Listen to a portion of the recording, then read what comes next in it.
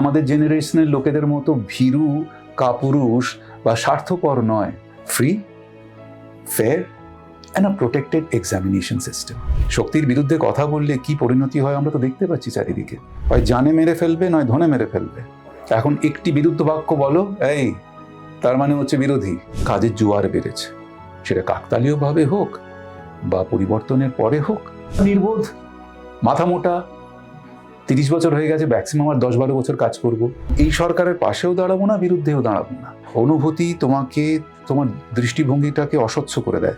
আমার ভালো সময় আসছে বলে আমি তোমাকে পরিত্যাগ করে চলে যাব, সেই পাঠশালায় আমি এই শিক্ষা নিই। বহু মানুষকে বিশ্বাস করব না যাদের উপর বিশ্বাস করেছিলাম। একটি বিক্ষুব্ধ সময়ে একটা বৈপ্লবিক ছবি নিয়ে আমরা বসে আছি, আমি এবং টোটা রায়চৌধুরী। ছবিটার নাম দেখতেই পাচ্ছেন, কেউ বলে বিপ্লবী, কেউ বলে ডাকাত। বিক্ষুব্ধ সময় কেন বললাম? কারণ এই যে চারপাশে টিভি খুললে বা সোশ্যাল মিডিয়া সার্ভ করলেই আপনি দেখতে পাবেন যে কিরকম সময়ের মধ্যে দিয়ে আমরা যাচ্ছি। টোটাদা, তোমাকে যে প্রশ্নটা করবো যে এই ছবিতে তুমি পুলিশ, হ্যাঁ, আর এই পুলিশের বিরুদ্ধেই এই বিক্ষুব্ধ সময় অনেকটা দায় বর্তায় তাদের উপরে, যেই যা হচ্ছে, যা অনেকে অনেক কথা বলছেন, পুলিশের মারধর, নিট প্রোটেস্ট, পেপার লিক। তোমার এটা কেমন লাগছে? সেই দুর্গা রায় যদি এখন থাকতেন তাহলে কি করতেন? পুলিশি চরিত্রটাই রাখতেন না একেবারে বিপ্লবী হয়ে উঠতেন? আমি দুর্গাপ্রসাদ রায়ের হয়ে কথা বলতে পারি, অন্য পুলিশদের হয়ে কথা বলবো না। দুর্গাপ্রসাদ রায় যে ধরনের পুলিশ যেভাবে লেখা হয়েছে, তার দায়িত্ব কিন্তু টু আপহোল্ড দ্য কনস্টিটিউশন। কারোর হুকুম তামিল করা নয়। তার ঊর্ধ্বতন অফিসার বা অন্যান্যরা, তার থেকে যারা ঊর্ধ্বে বিচরণ করছে, তাদের হুকুম তামিল বা তাদের কথা অনুযায়ী কাজ করা নয়।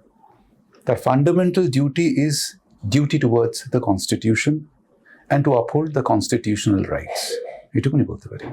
ছাত্রদের আন্দোলন টোটা রায়চৌধুরী কিভাবে দেখছেন?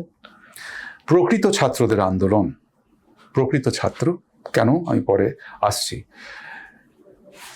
যারা করছেন তার ন্যায্য দাবি করছে। কি চাইছেন তারা? Free, fair and a protected examination system. এটা তো ফান্ডামেন্টাল রাইট, তাই না?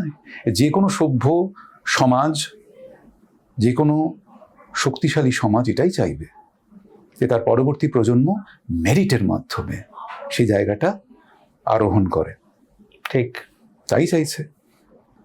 এবং প্রকৃত কেন বললাম? কারণ এই ছাত্রদের যে এই সরল এবং যে শুদ্ধ দাবি, সেটাকে হাইজ্যাক করার জন্য প্রচুর লোক চলে এসছে, প্রচুর মানুষ চলে এসছে, যারা তাদের ব্যক্তিগত অ্যাম্বিশনসগুলোকে চরিতার্থ করার জন্য তাদের দলে ভিড়ে গিয়ে স্টুডেন্টদের নামে অনেক কিছু করছে, যেটা অস্টুডেন্ট সুলভ। কিন্তু প্র্যাকটিক্যালি যেটা একদম ইন দ্য পিওরেস্ট ফর্ম স্টুডেন্টরা যেটা চাইছে, তার সঙ্গে আমি একমত। স্বাভাবিকভাবে স্টুডেন্টরা কার জন্য লড়ছে? স্টুডেন্টরা আমাদের মতো, আমাদের জেনারেশনের লোকেদের মতো ভীরু কাপুরুষ বা স্বার্থপর নয়। মেপে মেপে কথা বলো, বুঝে শুনে কথা বলো। ওরা করছে সবার জন্য। ভেবে দেখো, এই পেপার লিকের কথাটা যদি প্রকাশ না পেত এবং এই লিক করা পেপার পড়ে কিছু মানুষ ডাক্তারিতে সুযোগ পেত, 5 বছর পরে ডাক্তার হয়ে বেরোত। এইসব বীর বিক্রমে, বীর পরাক্রমে যারা লাঠি চালাচ্ছে, তাদেরই তো পরিবারের কোনোদিন না কোনোদিন চিকিৎসার দরকার হবে। তারা তো আর লন্ডন সিঙ্গাপুরে চিকিৎসা করাতে পারবেন না। তাদের তো আশেপাশে ডাক্তারদের কাছে যেতে হবে। তো এরকম একটা চোরামি করে যে ডাক্তার হবে, তার কাছে যদি এরা পড়ে, হয় জানে মেরে ফেলবে, নয় ধনে মেরে ফেলবে। লড়ছে তো সবার জন্য। ঠিক এটাই বলতে চাইছি, যে দাবি যেটা করছে ন্যায্য দাবি করেছে। কেন? পেপার লিক তো এটা প্রথমবার হচ্ছে না। প্রথমবার হলে পরে এতটা বড় প্রতিক্রিয়া হতো না। দ্বিতীয়বার নিট হলো, আগেও বেশ কয়েকটা পেপার লিক হয়েছে। তো আমরা এটাকে কেন এনশিওর করতে পারছি না যে একটা full proof, leak proof examination system হবে? ঠিক, সেটা করলেই তো হবে। আর তাছাড়া যদি যে জিনিসগুলো যেটা আমাদের পরে চাপের মুখে করতে হয়, সেটা কেন আমরা আগে করি না? 3 সপ্তাহ আগেই যে অ্যাকশনস গুলো পরবর্তীকালে নেওয়া হলো, 3 সপ্তাহ আগে নিলে পরে এটা বৃহৎ আকার ধারণ করতো না। এর সুযোগ বাহ্যিক শক্তি বা অন্য ধরনের মানুষজনেরা এই সুযোগটা নিতে পারতো না। ঠিক এই সময় যে কথা বলছি আমরা, এই সময় এডুকেশন মিনিস্টার রিজাইন করলেন, তো আলটিমেটলি করতে হলো। আলটিমেটলি 42 জনকে আমাদের মাননীয় প্রধানমন্ত্রী নিলম্বিত করলেন এনটিএ থেকে। ওটা ঢেলে সাজানো হচ্ছে, এখন নতুন আইন প্রণয়ন হচ্ছে। করলো তো, এটাই যদি 3 সপ্তাহ আগে করতে তাহলে এই জিনিসটা হতো না। আমি সেটাই বলছি, স্টিচ ইন টাইম সেভস 9, প্রবাদ আছে। ঠিক, পলিটিক্যাল স্ট্যান্ড পয়েন্টটা প্রকাশ্যে আনেন কিছু অভিনেতারা আনেন না, তারা বলতে চান না। এই ভয়টা কিসের, মানে ভয়টা কেন পান? স্বাভাবিক নয়। অনেকেই তো আওয়াজ তুলেছেন, তাদের কি পরিণতি হয়েছে সারা বিশ্বে। এটা শুধুমাত্র ভারতবর্ষে তথা বাংলা না, সারা বিশ্বে এমন এখন একটি সময় আমরা বাস করছি যেখানে, এবং কি পশ্চিমের সেই গণতন্ত্রের ধ্বজাধারী দেশটিতেও শক্তির বিরুদ্ধে কথা বললে কি পরিণতি হয় আমরা তো দেখতে পাচ্ছি চারিদিকে। কেন কথা বলবে? ঔদার্য কোথায় যে আমি বিরুদ্ধ বাক্য শুনবো? এটা তো আর বিধান রায়ের আমল নয় যে যেখানে জ্যোতি বসু তাকে একেবারে তুলোধনা করছে এতে আমাদের জনসমক্ষে তুলোধনা করছেন, অথচ উনি বলছেন দেখো ঠিক মতো যেন বাড়ি পৌঁছার ব্যবস্থা করো, আমাদের দলের ছেলেরা ওকে ছেড়ে কথা বলবে না। এই ঔদার্য কোথায়? সেই দিন তো চলে গেছে। এখন একটি বিরুদ্ধ বাক্য বলো, এই তার মানে হচ্ছে বিরোধী, তকমা দিয়ে দিল। কেন বলবে বলো তো? আমরা নির্বোধ, আমরা অনুভূতি প্রবণ, আমরা বলে ফেলি। তারা ঠিক করেন, তাকে তো বাঁচতে হবে। সে একটা বলে ফেললেন, আমার সহ অভিনেতা অভিনেত্রীরা, তারপর তার বিরুদ্ধে অ্যাকশন নেওয়া হলো, সে খেতে পেল না, তার হয়ে কে লড়বে? চুপ করে থাকেন। ইচ্ছে থাকলেও সে বলতে পারে না, তাকে তো ছোট করার কোনো মানে নেই। আমরা নির্বোধ, মাথা মোটা, 30 বছর হয়ে গেছে, ম্যাক্সিমাম আর 10-12 বছর কাজ করব। এমনিতে কুষ্ঠিতে বেশি দিন আয়ু নেই, সুতরাং মরার আগে মরবো না, এটা ঠিক করে রেখেছি। আমি বলে ফেলি, কিন্তু তারা বলে না বলে তাদেরকে হেয় করা উচিত নয়। ঠিক। জিতের সঙ্গে ফেরা, মানে এই প্রথম বোধহয় জিতের সঙ্গে কাজ, নাকি আগে বোধহয় হয়নি যতদূর আমার মনে পড়ে সিনেমায়, বড় পর্দায় জিতের সঙ্গে তুমি? হ্যাঁ, প্রথমবার। কেমন বুঝলে মানুষটাকে, কেমন বুঝলে? তোমরা একটা জিতকে দেখো, আর এই কাজ করতে আমি একটা জিতকে দেখেছি, সম্পূর্ণ ভিন্ন। সে মানুষটি ভীষণ প্রাণোচ্ছল, আড্ডা মারতে ভালোবাসে, সবাইকে নিয়ে চলতে ভালোবাসে, কাজটা যেন সবাই এনজয় করে সেটা চায়। পারফেকশনিস্ট, বারবার শর্ট দিয়ে যাচ্ছে, জিজ্ঞেস করছে এটা ঠিক হলো, এটা কেমন লাগলো তোমার, আরেকবার দেবো। আমি অন্য একটা জিতকে আবিষ্কার করলাম, খুব ভালো লাগলো সেই জিতকে। ঠিক। আর নিজেকে কেমন লাগলো? চরিত্রটা বড় প্রিয়, খুব সুন্দর লেখা হয়েছে। তো ভালো লেখা, দেখো ভালো লেখা সবসময় জোটে না, হয়তো অনেক সময় ভালো ডিরেক্টর পেয়ে যাই, ভালো প্রডিউসার পেয়ে যাই, ভালো কোস্টার্স পেয়ে যাই, কিন্তু ভালো লেখা সবসময় পাওয়া যায় না। এই লেখাটা খুব ভালো। ঠিক।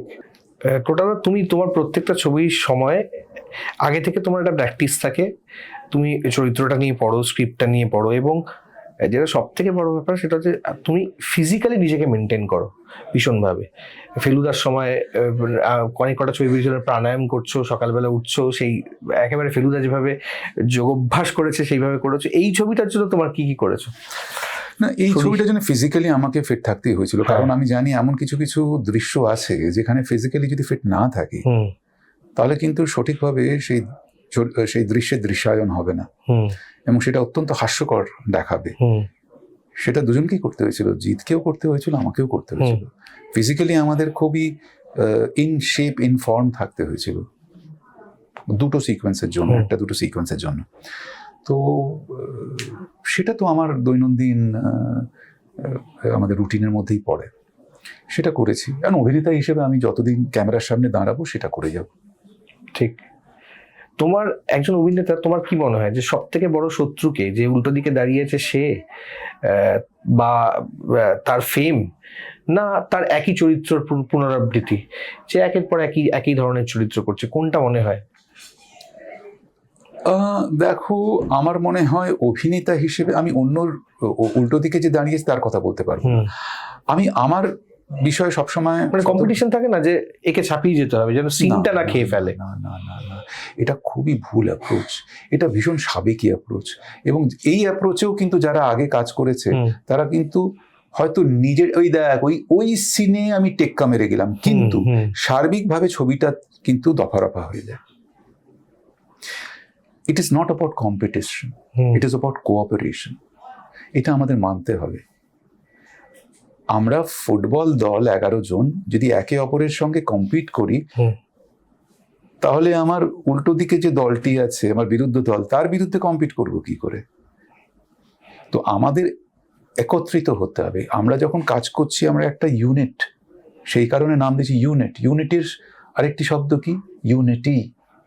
এই ইউনিটি না থাকলে কোনোদিন দল হিসেবে বা কোনোদিন আমরা একটা ইউনিট হিসেবে, একটা ছবি হিসেবে কোনোদিন সেই জায়গায় উত্তীর্ণ হতে পারবো না। তাই একে অপরের সঙ্গে কম্পিট না করে কোঅপারেট করতে হবে। ঠিক। এই যে দেখতে পাচ্ছি কেউ বলে বিপ্লবী, কেউ বলে ডাকাত, এতগুলো লুক, জিতের এতগুলো লুক, তুমি আছো ছবিতে, রিলিজ করছে একদম আমাদের স্বাধীনতা দিবসের সময়। তোমার কাছে স্বাধীনতা দিবসের সঙ্গে এই সিনেমাটা যদি যোগসাজুস করা যায় কিরকম? মানে তোমার কাছে মানে আমাদের ফ্রিডম বা বাংলা সিনেমার ফ্রিডম যদি বলা হয় সেটা কোন জায়গায় রয়েছে? বেশ, এক এক করে আসি। আমার কাছে সবসময় মনে হয় যে অনেক বিপ্লবী যারা সত্যি সত্যি এই দেশকে স্বাধীন করার জন্য প্রাণপাত করেছেন এবং তাদের অবদান প্রচুর আছে, তাদের সম্বন্ধে আমরা বিস্তৃত হয়ে গেছি। তাদের নিয়ে আর কোনো চর্চা হয় না, তাদের নিয়ে কোনো কথা হয় না। এমনকি অনন্ত সিংহের পেছনে যে এই ইতিহাস, সেটা আমিও এই এই চিত্রনাট্য পড়ার আগে আমি জানতাম না। আমি মুগ্ধ, স্তম্ভিত যে এই মানুষটির কত রকম জীবনে কত স্টেজ পার হয়েছেন। তো এইরকম আরো অনেক বিপ্লবী আছে এবং উদযাপন আমরা কিন্তু কয়েকজনকে নিয়েই করে আসছি গত প্রায় 80 বছর ধরে। কিন্তু কত হাজার হাজার লক্ষ লক্ষ মানুষের যে অবদান, সেটা সঠিকভাবে এখন ইতিহাসও বোধহয় ভুলে গেছে। কারণ আমরা তো তাদেরকে সেই জায়গাটা দিইনি, দেওয়া উচিত ছিল।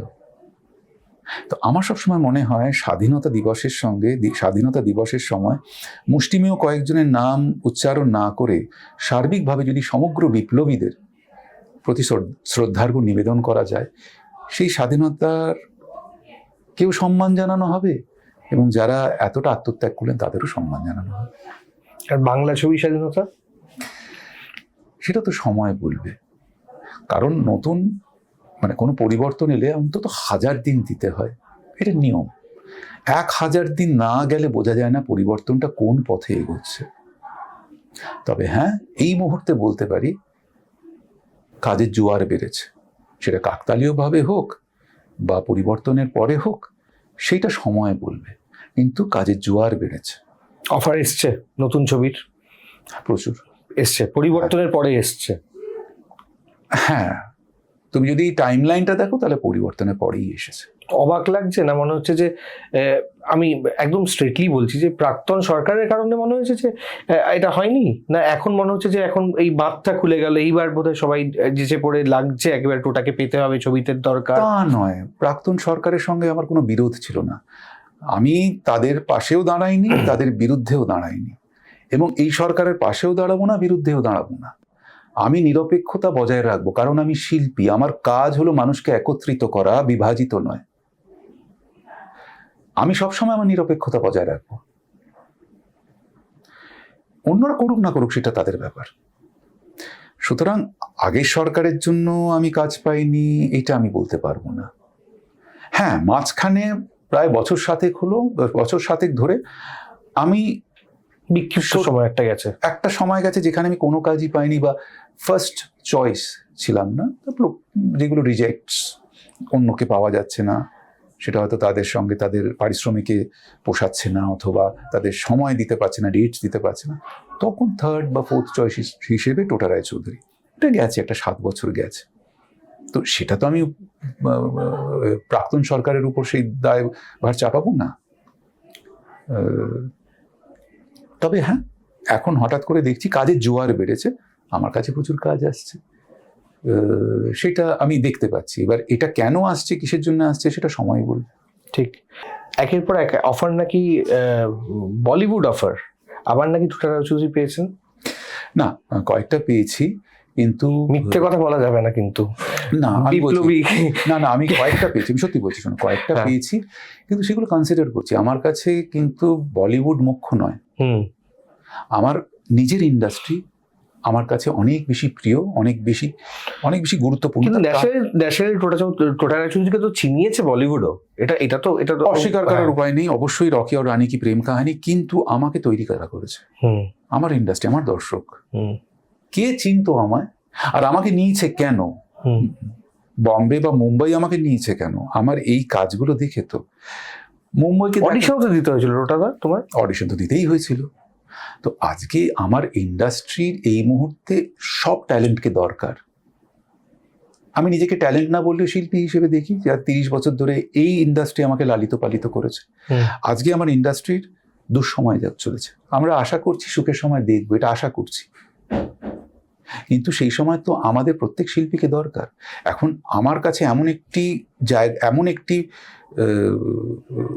বাস করছি, এমন একটি সময়, এমন একটি জায়গা, মানে টাইমলাইনটা এমন চলছে যে ইদার আমাকে মুম্বাই থেকে বসবাস করতে হবে সেখানে কাজ করার জন্য, বা আমাকে এখানে বসবাস করতে হবে। আমি যাতায়াত করে কাজ করাটাও এখন অসুবিধা হয়ে যাচ্ছে।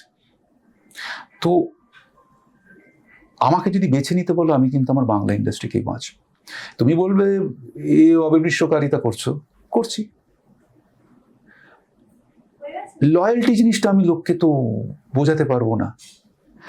বম্বেকে তোলার জন্য প্রচুর লোক আছে, বড় বড় মানুষরা আছে। আমাদের ইন্ডাস্ট্রিকে তোলার জন্য আমাদেরকে তো লাগবে, ছোটখাটো মানুষদের লাগবে, যাদের উপর ইন্ডাস্ট্রি ভরসা করে আছে। ঠিক, আমার ভালো সময় আসছে বলে আমি তোমাকে পরিত্যাগ করে চলে যাব, সেই পাঠশালায় আমি এই শিক্ষা নিইনি। আমি বাংলায় থেকেই কাজ করব, হ্যাঁ, যখন সময় পাবো তখন হিন্দি কাজ করব, অবশ্যই করব। কারণ হিন্দি কেন, তেলেগু করব, তামিল করব, যেখানে সুযোগ পাবো করব, কিন্তু আমার প্রাইমারি ফোকাস হবে বাংলা। আমার ইন্ডাস্ট্রির প্রতি, আমার দর্শকের প্রতি, সেই দর্শক আমাকে ভালোবাসা দিয়েছে। এই দর্শক আমার সঙ্গে আজীবন, যতদিন আমি ক্যামেরার সামনে দাঁড়াবো, এই দর্শক আমার সঙ্গে থাকবেন। হিন্দিতে আমি তো উড়ে এসে জুড়ে বসা একজন, তাই না? ঠিক। আমি একেবারে শেষে চলে এসেছি, যেটা করে থাকি আমরা। টোটালটা কিছু র্যাপিড ফায়ার আছে, শুরু করছি। মানুষ হিসেবে তুমি নিজেকে কত পয়েন্টস দাও? অনেক উন্নতির অনেক জায়গা আছে, তবে 5। বেশ। তুমি যদি অভিনয় না করতে তাহলে কি করতে? অবশ্যই আমি সেনাবাহিনীর একজন হয় প্রাক্তন সেনানী হতাম, বা বর্তমানেও সেনানী হতাম, কিন্তু সেনানী হতাম। পুলিশ নয়? না, সেনাবাহিনী। ঠিক। প্রতিভা না শৃঙ্খলা? শৃঙ্খলা। শরীর না মন? মন। ইতিহাস না সাহিত্য? ইতিহাস। জনপ্রিয়তা না উত্তরাধিকার? কঠিন, কোনোটাই নয়। যুক্তি না অনুভূতি? যুক্তি। এইটা আমার মনে হয় না, তুমি অনুভূতি প্রবণ মানুষ। হ্যাঁ, কিন্তু অনেক সময় জানো তো, অনুভূতি তোমাকে, মানে তোমার দৃষ্টিভঙ্গিটাকে অস্বচ্ছ করে দেয়। যুক্তি সেই মেঘ কাটিয়ে রোদের কিরণ দেখায়। আচ্ছা, তোমাকে এর পরেরটা তুমি শেষ করবে, আমি শুরুটা করছি। একজন অভিনেতা কখনো সম্পূর্ণ এরপর যখন সে নিজের প্রতি সৎ। ক্যামেরা কখনো মিথ্যে বলে না, কারণ ক্যামেরা তোমাকে নিরপেক্ষভাবে দর্শন করে। আমি এখনো শিখছি এবং আজীবন শিখে যাব। বাহ। আমার সবচেয়ে বড় সীমাবদ্ধতা? আমার অনুভূতি প্রবণতা। আমি চাই দর্শক আমাকে মনে রাখুক শুধু সৎ এবং পরিশ্রমী অভিনেতা হিসেবে। যদি আবার শুরু করার সুযোগ পাই, বহু মানুষকে বিশ্বাস করব না যাদের উপর বিশ্বাস করেছিলাম। থ্যাংক ইউ আমাদের সঙ্গে কথা বলার জন্য। শুধু এইটুকু বলো যে কেন কেউ বলে বিপ্লবী, কেউ বলে ডাকাত, তোমাকে এবং জিদ্দার জুটুকে প্রথমবারের জন্য বড় পর্দায় মানুষ দেখতে আসবেন এই ক্যামেরায়? বেশ, অনেকগুলো কারণের মধ্যে একটি, যে আমাদের শিকড়ের সঙ্গে আমাদের সম্পর্ক বিচ্ছিন্ন হয়ে যাচ্ছে। অনন্ত সিংহ আমাদের শিকড়ের একটি অংশ, গুরুত্বপূর্ণ অংশ, যাদের আত্মত্যাগের তার যাদের বলিদানের জন্য, যাদের আত্মত্যাগের জন্য আজ আমরা স্বাধীনতা উপভোগ করি, স্বাধীন বলে নিজেকে গর্ব করি, সেই সব ব্যক্তিদের জানার জন্য মাঝে মাঝে আমাদের উপরই দায় বর্তায় সেই মানুষগুলোকে জানা। যেমন আমি এই মানুষটিকে জেনে আমি নিজে ঋদ্ধ হয়েছি। আমরা অবশ্য বলবো না আপনি শেখার জন্য আমাদের হলে সিনেমাটা দেখতে আসুন, অবশ্যই না। হলে আসবেন অবশ্যই এই চরিত্রটিকে জানতে, কিন্তু তার চেয়ে বড় কথা ছবিটা উপভোগ করবেন। এটা ডেফিনেটলি এন্টারটেইনড হবেন, ভাবনার রসদ নিয়ে যাবেন, আপনি এন্টারটেইনডও হবেন, বিনোদন পাবেন, বিনোদিত হবেন, অথচ ভাবনার রসদ নিয়ে বেরোবেন এবং অদ্ভুত ভালো লাগা আপনাকে আচ্ছন্ন করে রাখবে। তৎসহ আপনি এটাও বুঝতে পারবেন যে কত মানুষের আত্মত্যাগের বিনিময়ে আজ আমরা বুক ফুলিয়ে শিরদাঁড়া উঁচিয়ে উঠতে পারছি। আমার সঙ্গে ক্যামেরা সৌপ্তিক আর আমি শুভঙ্কর দাওয়াল।